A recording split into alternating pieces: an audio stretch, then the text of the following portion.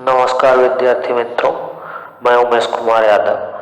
कक्षा 8 के लिए विषय हिंदी पाठ्य पुस्तक हिंदी अरहुल पाठ्यपुस्तक है हिंदी अरहुल हिंदी पाठ माला के पाठ नंबर 8 क्रांतिकारियों का तपोवन नामक पाठ का ये दूसरा वीडियो लेकर के आए हैं। पहले वीडियो के अंतर्गत हम लोग अंडमान निकोबार द्वीप समूह की जलवायु के बारे में, वहाँ के रहन सहन के बारे में, वहाँ की मुख्य फसलें क्या थी और वहाँ किस प्रकार के लोग, किस प्रकार से महिलाएं क्या क्या पहनती थी और वहाँ की मुख्य फसल और आय के मुख्य क्या क्या साधन थे, हिंदू मुस्लिम सिख ईसाई ये सब किस प्रकार से मिल करके रहते हैं और इनके धार्मिक कट्टरता के विषय में और इसके साथ साथ यहाँ पर निवास करने वाली जातियों के विषय में और अंग्रेजों ने कब तक शासन किया, जापान ने यहाँ पर कब तक शासन किया और काले पानी की सजा और क्रांतिकारियों की तपोभूमि, इन सब सारी बातों के बारे में इसके पहले वाले वीडियो में हम लोगों ने देखा था, समझा था। आज हम लोग इसके आगे देखेंगे। ये दूसरा वीडियो का पार्ट है जिसमें हम लोग जानेंगे अंडमान और निकोबार द्वीप जो समूह हैं, दोनों द्वीप समूह में रहने वाले लोग किस प्रकार से एक दूसरे से भिन्न हैं। तो चलिए हम आज स्टार्ट करते हैं कि अंडमान और निकोबार द्वीप समूह पर निवास करने वाले लोग एक दूसरे से किस प्रकार से भिन्न है उसके बारे में जानेंगे। तो चलिए देखते हैं। कहा दूसरी जातियों के लोग अब सघन वनों से निकलकर सभ्य संसार में आने लगे हैं। जो जनजाति आदिवासी लोग हैं, इसके अतिरिक्त और जो जातियां जंगलों में निवास करती थी, जो जंगल से बाहर नहीं आती थी, सघन माने घना, अब वे वनों से निकल करके सभ्य संसार में आने लगे हैं। जहाँ पर लोग पढ़े लिखे हैं, समझदार लोग हैं, वहाँ पर विश्व जाति के लोग आने लगे हैं। वे निक्कर बनियान भी पहनने लगे। इसके पहले ये लोग जंगली पत्तों को, पेड़ पौधों के पत्ते को अपने शरीर को ढकने के काम में लेते थे, लेकिन जैसे जैसे ये सभ्य समाज में आने लगे हैं तो धीरे धीरे निक्कर और बनियान भी पहनने लगे हैं। कम से कम 4 अंगुल का कौपनी जरूर पहन लेते। कौपनी माने होता है धोती, वे पहनकर शरीर को ढक लेते हैं, लपेटे रहते हैं। जारवा और सेंटेनियल जाति के लोग, कौन से जाति के लोग? जारवा और सेंटेनियल जाति के लोग जब पोर्ट ब्लेयर आते हैं तो चीफ कमिश्नर, कौन? चीफ कमिश्नर जो इन केंद्र शासित राज्यों का शासक हुआ करते हैं, चीफ कमिश्नर उन्हें एक एक निक्कर और बनियान के अलावा चीनी और तंबाकू भी भेंट में देते हैं। दान में प्रदान करते हैं। फिर से देखें इन लाइनों को। कर है कि दूसरी जातियों के लोग अब सघन वनों से निकलकर सभ्य समाज में आने लगे हैं। जो जारवा और इसके अतिरिक्त आदिवासी लोग थे, अब धीरे धीरे घने जंगलों से बाहर निकल करके आने लगे हैं और वे अभी तक जो वृक्षों के पत्तों आदि से शरीर ढकते थे, अब वे निक्कर बनियान भी पहनने लगे हैं। कम से कम 4 अंगुल का कौपनीय जरूर पहन लेते हैं, शरीर को ढक लेते हैं। 4 अंगुल का कौपनीय धोती का जो सूती कपड़े होते हैं उससे शरीर को जरूर ढक लेते हैं। जारवा और सेंटेनियल जाति के लोग जब पोर्ट ब्लेयर आते हैं तो चीफ कमिश्नर वहां का शासक उन्हें एक एक निक्कर और बनियान के अलावा चीनी और तंबाकू भी भेंट में देते हैं। सभी जातियों की बोलियां अलग अलग हैं। यहाँ पर जितनी भी जातियां हैं उनकी बोलियां, उनकी भाषाएं जो हैं अलग अलग हैं। हिरण, सुअर आदि के अलावा मछली का शिकार भी वे बड़ी प्रसन्नता से करते हैं। यहाँ पर निवास करने वाली जातियों की बोलियां अलग अलग हैं। हिरण और सुअर आदि के अलावा मछली का शिकार भी वे बड़ी प्रसन्नता से करते हैं। तीखे तारों का वार करके वे पानी में तैरती मछली को मार देते हैं। तीखे तारों का वार करके पानी में तैरती हुई मछली को वे आसानी से मार देते हैं। और इनका आकार प्रकार किस प्रकार का होता है वो देख लें। उनकी शारीरिक बनावट कैसी है उसके बारे में बता रहा है।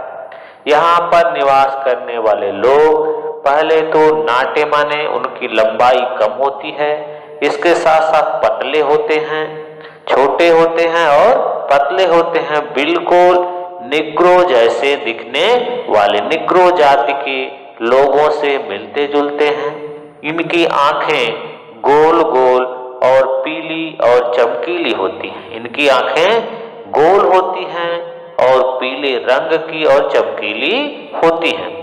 इनके शारीरिक बनावट का वर्णन यहाँ पे कर रहा है यहाँ पे निवास करने वाले लोग नाटे और पतले होते हैं, छोटे होते हैं और पतले होते हैं। बिल्कुल निग्रो जैसी जातियों से मिलते जुलते हैं।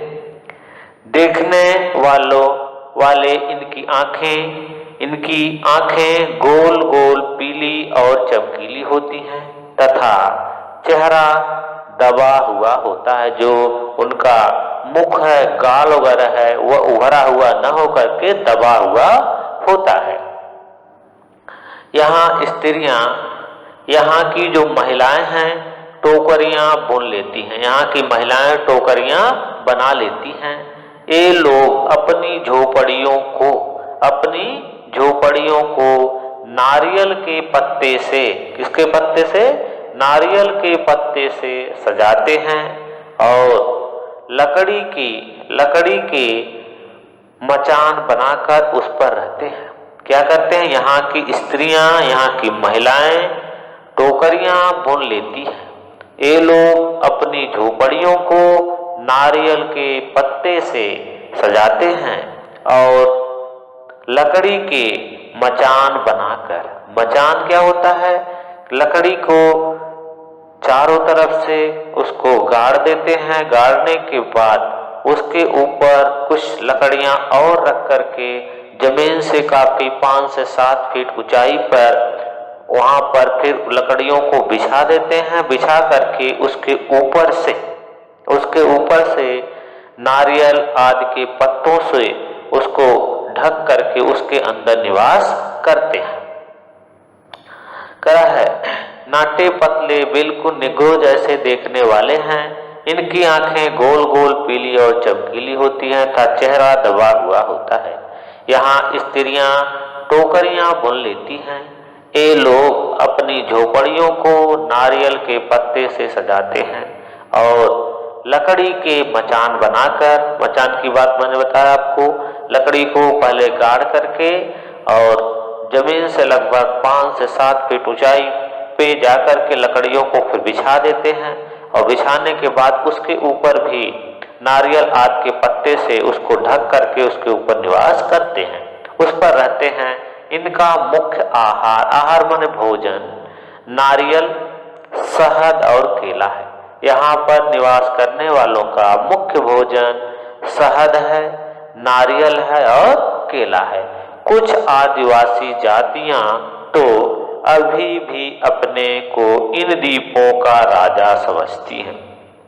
कुछ आदिवासी जातियां आज भी इन द्वीपों को वहां के राजा समझती हैं। निकोबार द्वीप समूह में 19 द्वीप हैं। ये क्वेश्चन बन सकता है, निकोबार द्वीप समूह में कितने द्वीप हैं? तो निकोबार द्वीप समूह में कुल 19 द्वीप हैं। यहाँ के मूल निवासी प्रायः मंगोल जैसे होते हैं। दूसरा क्वेश्चन बनेगा, निकोबार द्वीप समूह के मूल निवासी किस तरह होते हैं? यहाँ के मूल निवासी प्रायः मंगोल जाति के लोगों से मिलते जुलते हैं। ये रोमन लिपि में निकोबारी पढ़ते हैं। किस लिपि में? रोमन लिपि में निकोबारी पढ़ते हैं। इन्हें अंग्रेजी के साथ साथ हिंदी भी पढ़ाई जाती है।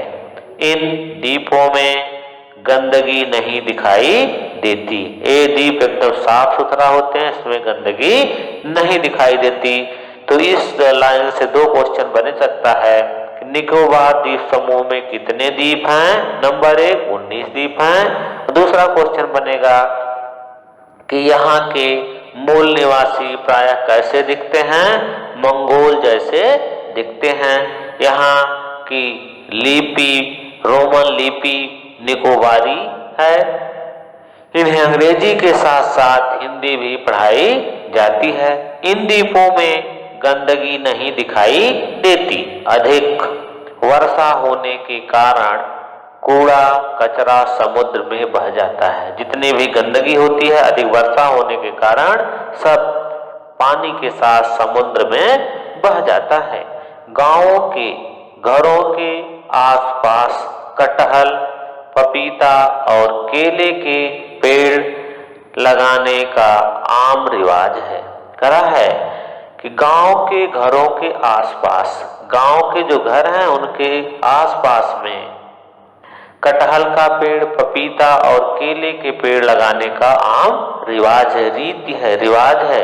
यहाँ घर कुछ अंडे जैसे गोल होते हैं। कैसे होते हैं? अंडे के समान गोल होते हैं। फर्श जो होती है वो जमीन से 6 से 7 फुट ऊंचाई पर होते हैं। पूरा घर एक कमरे के रूप में होता है। पूरा घर एक कमरे के रूप में होता है, जिसमें कोई खिड़की नहीं होती। हवा फर्श के तख्तों के, जो फर्श बनाई जाती है वो फर्श जमीन से लगभग 5 से 7 फीट ऊंचाई पर होती है। और उस फर्श को बनाने के लिए वे लोग लकड़ी का इस्तेमाल करते हैं। पहले जमीन से लगभग 5 से 6 फुट ऊंचाई पे चारों तरफ घर के अंदर एक चारों कोनों पे लकड़ियां को गाड़ के उसको खड़ा कर देते हैं। फिर उसके ऊपर से वे लकड़ी बिछाते हैं और वो लकड़ी जब बिछाते हैं तो उस तख्ते की जो ऊंचाई होती है 5 से 6 फीट होती है, तो नीचे से हवा आसानी से लकड़ी के सुराख के माध्यम से घर के अंदर आती रहती है। तो वही कह रहा है 6 से 7 फुट ऊंची पर होते हैं। पूरा घर एक कमरे के रूप में होता है जिसमें कोई खिड़की नहीं होती। हवा फर्श के तख्तों के छिद्रों से होकर ही आती है। इनके घरों की बनावट बहुत ही सुंदर होती है। एक गांव में 8 से 10 घर होते हैं। उनका एक मुखिया होता है जिसे कैप्टन कहते हैं। हर गांव में 8 से 10 घर होते हैं और उन गांवों का एक मुखिया होता है और उस मुखिया को कैप्टन कहते हैं। यही आपसी झगड़ों का निपटारा करता है। यही मुखिया जो आपसी झगड़ा होता है उसका निपटारा करता है।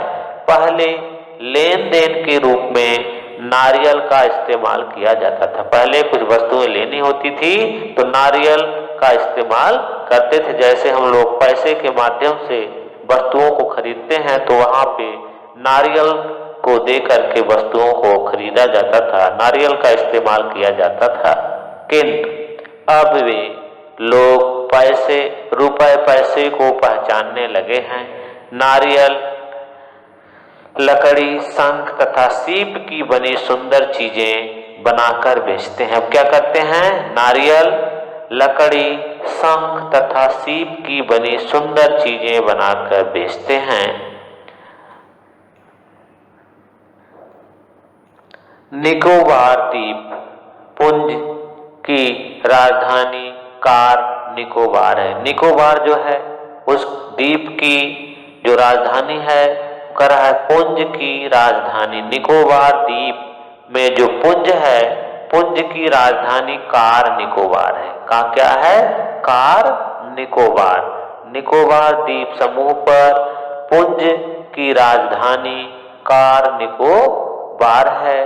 हरियाली से ढका यह द्वीप, हरियाली से ढका यह द्वीप नारियल, केले, सुपारी के वृक्षों और हरी भरी पहाड़ियों में सुशोभित है।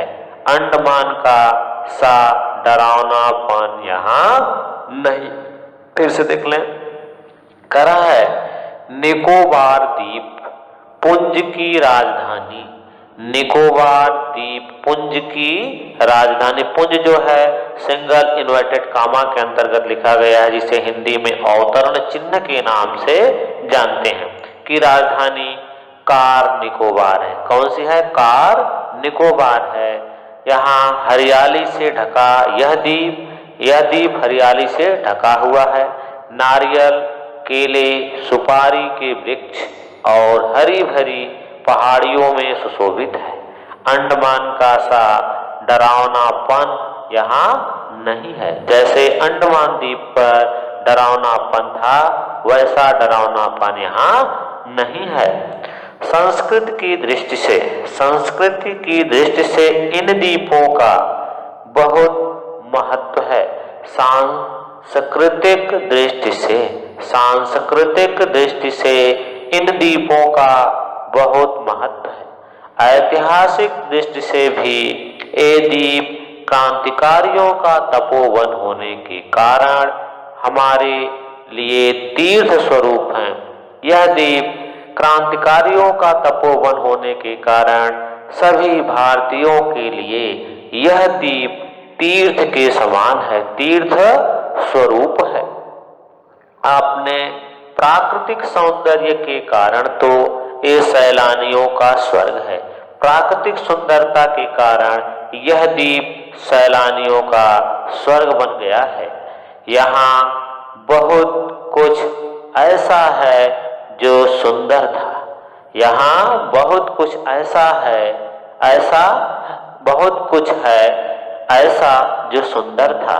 यहाँ बहुत कुछ है ऐसा जो सुंदर था, माने पहले से बहुत कुछ ऐसा था जो पहले से ही सुंदर था। बहुत कुछ ऐसा जो परस्पर भिन्न भी था, और बहुत कुछ ऐसे थे जो परस्पर भिन्न थे, किंतु यहाँ भिन्नता और नाना रूप, बिखेरता सौंदर्य सब एक ही ओर इशारा कर रहे हैं, करा है। किंतु यहाँ भिन्नता और नाना रूप, बिखेरता सौंदर्य सब एक ही ओर इशारा कर रहे हैं कि भिन्नता में ही वास्तविक एकता होती है।